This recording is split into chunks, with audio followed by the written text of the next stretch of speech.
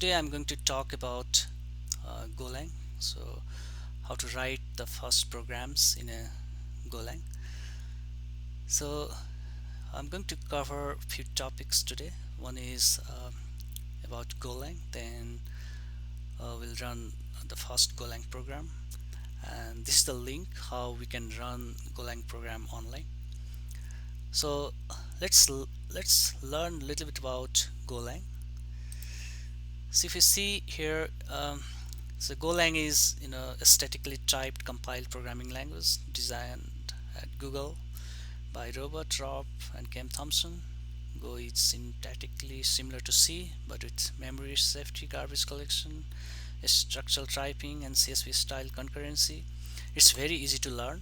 It's very fast at runtime, and it's very popular for concurrency.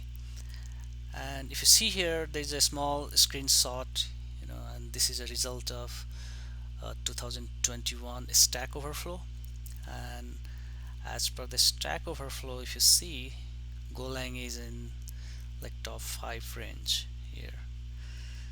So it's getting popular, and I think in a few years it will be top programming language in the list. Yeah. So before starting the program, like first I want to say a little bit about like the question and concern stuff. Yeah, first thing is subscribe it for the new videos and keep practicing. And if you have any questions, and if you want to give some ideas, like if you want me to write some specific program, you can also give the comment, and then I can create another videos on that.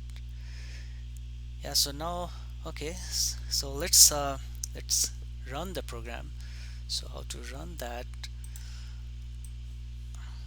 So this is the link, https repository.com language itself.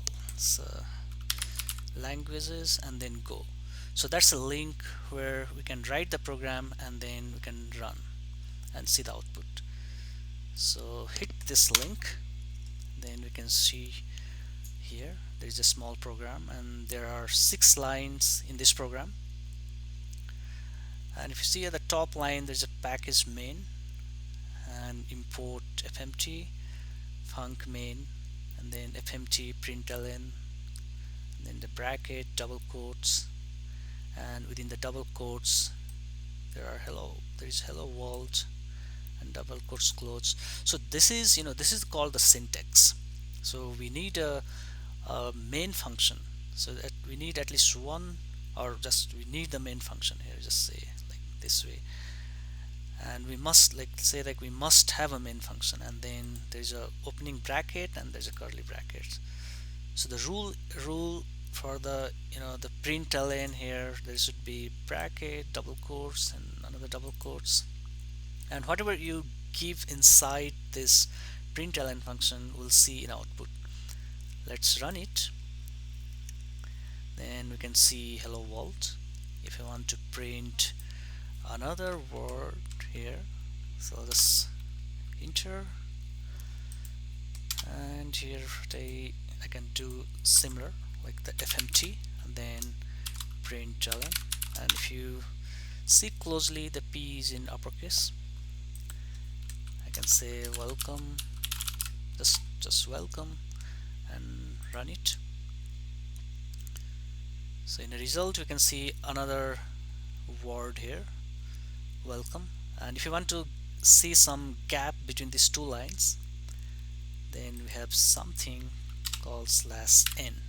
So it's a backward slash n, and if I run, we can see there's a gap. If you want more gap, you can give another backward slash n, and you can practice that. If you want some space, you can give the space like this, or if you want to give some tab, there is a backward slash t, and write some other word here, like let's say welcome to Golang, and then run it. So we'll see the welcome, and there's a some space here, and that's due to slash t, and we can see the welcome to Golang. Yeah, so that's the small program, and what I want you to practice a little bit, like you can modify the program, and what you can do, you can print welcome here, and then another welcome on the right side, another welcome on bottom, and here another welcome. So it should be like the box. So just try for that program, and if you can do, that's good. If not, I will write that's in a next video. So that's all for today. Thank you.